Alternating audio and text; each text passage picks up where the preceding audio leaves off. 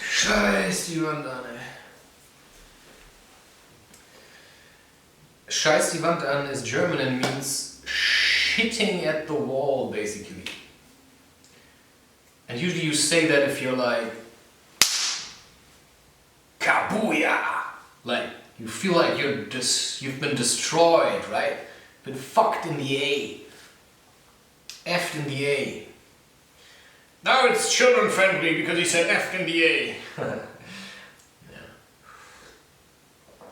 So, there's a lesson here.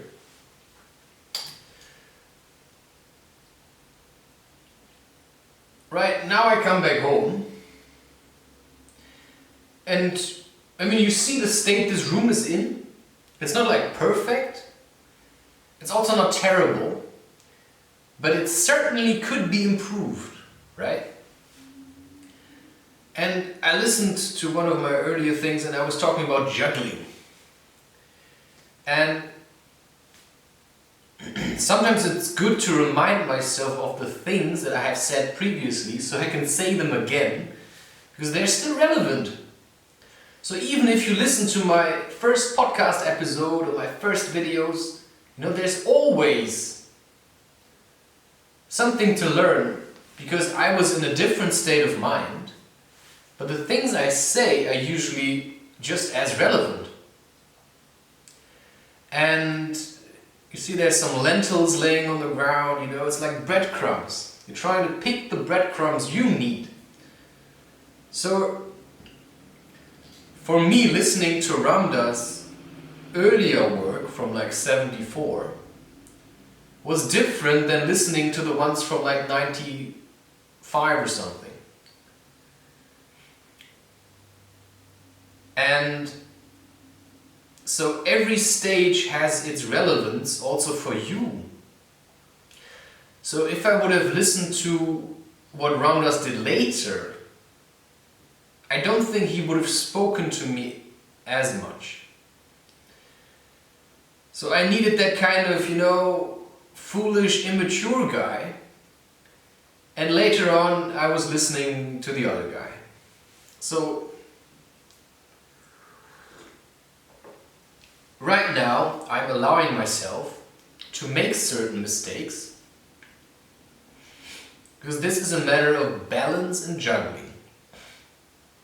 And what I've realized is, when you're trying to do something new, so right now you have certain habits. Maybe you drink coffee, you smoke, you do all kinds of things. And then you discover spirituality and suddenly you think, you know, the whole world is looking at you and you're a piece of shit. Like you have all these terrible things that you do and then you're trying to drop it all at once. Yeah. Most likely it's not gonna work. So what I've experienced is that, and that's what I said I think even in the last video, you know, it's small adjustments, one step at a time. So right now you're a heavy smoker, and now suddenly you realize, oh shit, it's actually unhealthy to do so. Now you can really struggle and stop smoking all at once. But often people like then crash, of course. You can of course also continue to smoke and just observe yourself, how you feel when you smoke and why you smoke, and then start focusing not so much on this feeling it gives you but more the disgusting parts of smoking. So what is disgusting about smoking?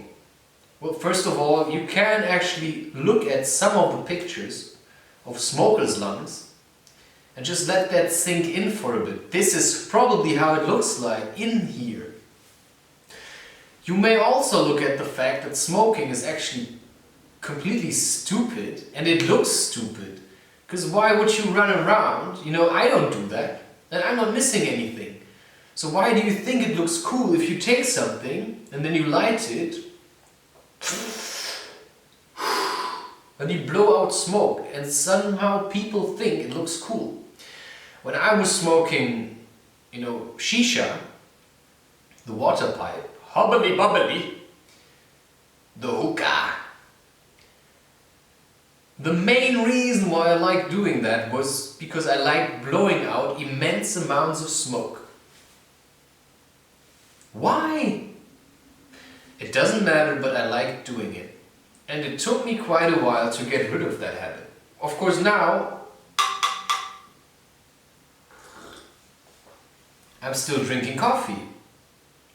It's stupid. I know it's stupid. And I know it's like urging me on. And I actually don't necessarily need it. But the problem is, as much as I know that I actually don't need it, as soon as I stop drinking it, there's this part inside of me which like, drink coffee! And at the moment, that's just what I don't need. So as much as I hate coffee for the fact that it gives me indigestion to a certain degree and also heartburn, that I don't like the way my mouth tastes, and I don't like the fact, I don't actually like the taste of coffee, so I only like it in combination with sugar. But still I'm improving because this coffee is less strong than what I previously drank. I've already said these things. And right now my focus is really elsewhere. And then you just accept it. But it's a conscious decision. So when you discover that you actually have the possibility to change, and that there actually is room for change,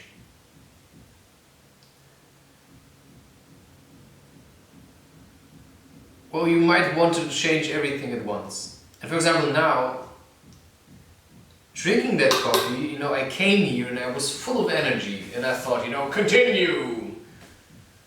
I had a lot of energy. And maybe I would have just overexerted myself. Maybe I drank that coffee because my feeling told me, you need to chill down a bit, man, because otherwise I'm just like, so now I ate something, that's already quite grounding. Now I'm drinking the coffee, maybe that's like riding me up again, I don't know. But for the moment it seems like it's taking the wind out of my sails. Because maybe I'm going to do a night session later on. Because during the day, for example, this flight of stairs which I mentioned, nah. So I think I might actually go back to the city later on, something which I didn't do yesterday. But today might just be the day! So, you're juggling with balls.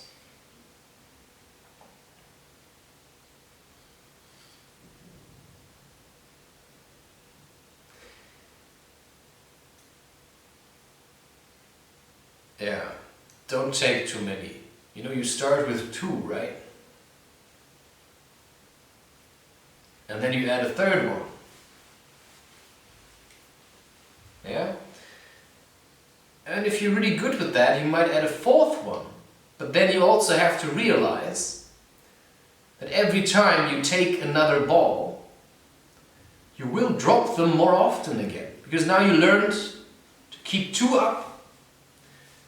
And then you take a 3rd one, and it's like, whoa, what's this? I'm not used to it. Or, and then you get frustrated.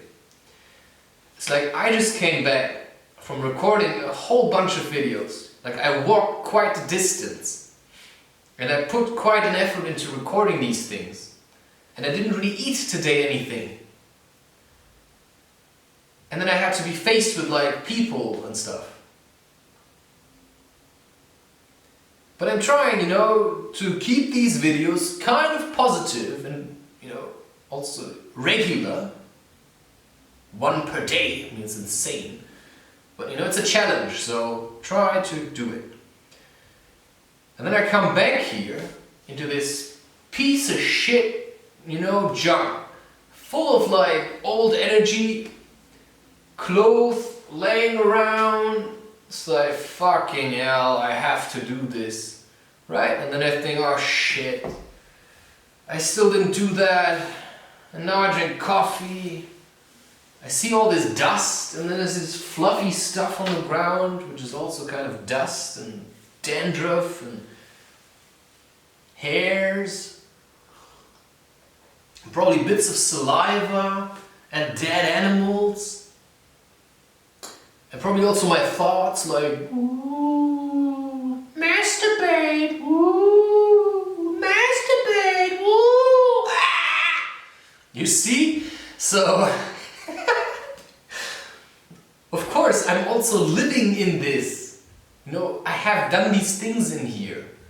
But right now it's much easier for me, because what would happen if I would clean this now? I wouldn't know how to feel. Because right now it's okay, you know, I'm living in this kind of mess. I got used to the way it smells now, right? It smells a bit less like fart, because somehow my digestion got a bit better. Because maybe I stopped eating certain things, or maybe it's because I take these herbs now. So it's like gradually, right? Preparing the body for major changes. Conserving my energy as best as I can, while doing some of the stupid things I already did before, but also introducing positive change on the other hand. So yes, on the one hand, a success for today was, you know, I ate a bit less sugar, and until now I didn't eat pancakes. That's a success. So just now I ate some fried potatoes and some cabbage leftovers. I also dressed a bit different, so that's a success. So I did manage to create different kinds of videos. It's a success. And I remember every morning to do like my washing, like this, like, you know, this Muslim ceremonial washing. I'm not overweight, I'm not like really fat. I managed to not shave off my beard. I managed to not get angry at people recently, so I kept my anger mostly, you know, for my... I managed to deal with it. And that's already quite a lot of stuff to like juggle and keep up in the air. So I learned from the mistakes. Right now, like some people just know. Like my dad, good morning, good night, if even, right? So it's already an improvement that I can just like have a few words with him without getting angry at him, right? That's already an improvement. And I keep it that way because as soon as I create more openings, he'll come running to me for his, like, helping him with computer stuff or whatever. So I'll just keep the state where he's kind of angry at me because I don't help him. You know, I keep it on purpose there. Because as long as it's like this, he stays off my back. And that's all I need right now.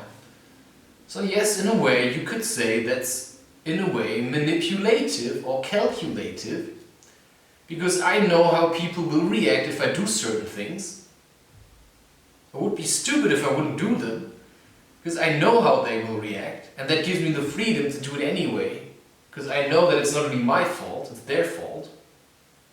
Or it's their problem at least, it's not their fault, but it's their problem. Because of course they don't do it on purpose, because they're not really aware that they're doing this. But therefore I just realize, no, it's your problem, you keep that to yourself. I deal with my own problems. And once in a while I can like leave this room and give you a smile.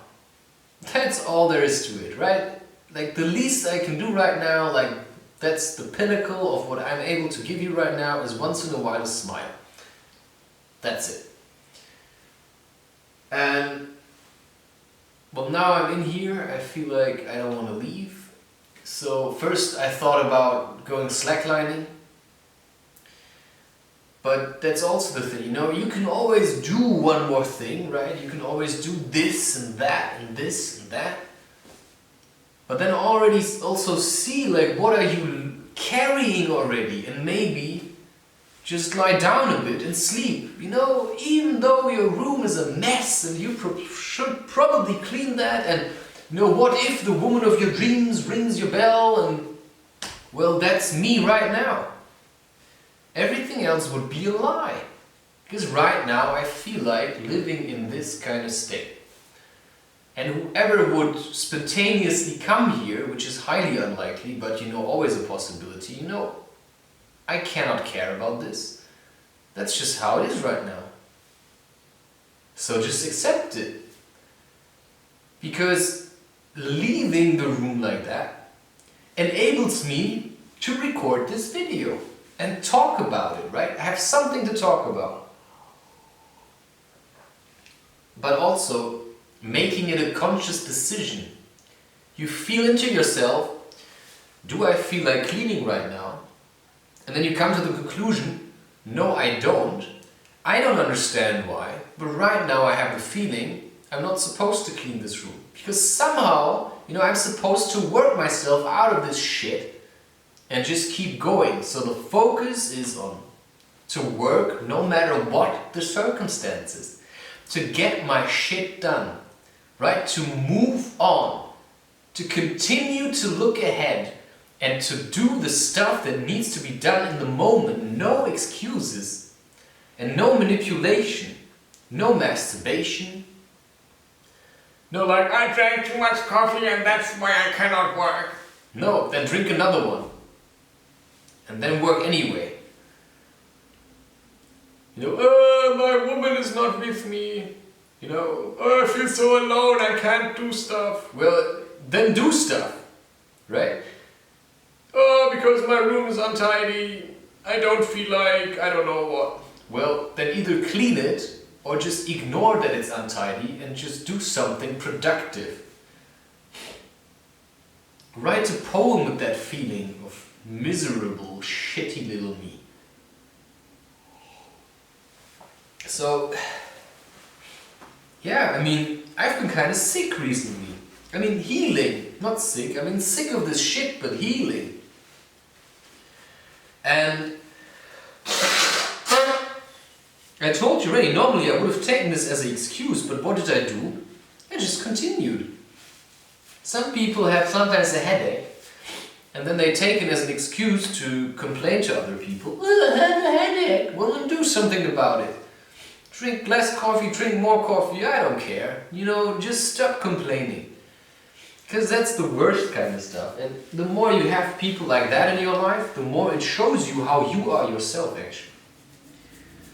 And that's then should be a reason to change yourself and then stop hanging out with the people that complain all the time, or at least stop complaining alongside them, or stop listening to them complaining and just say, can we talk about something, you know, productive or creative, or can we philosophize? What's wrong with you now? What, you want to change? Why don't you stay the way you are? You know, have another beer, clink. Party!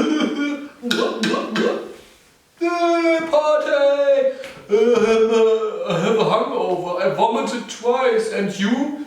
Well, I didn't drink anything.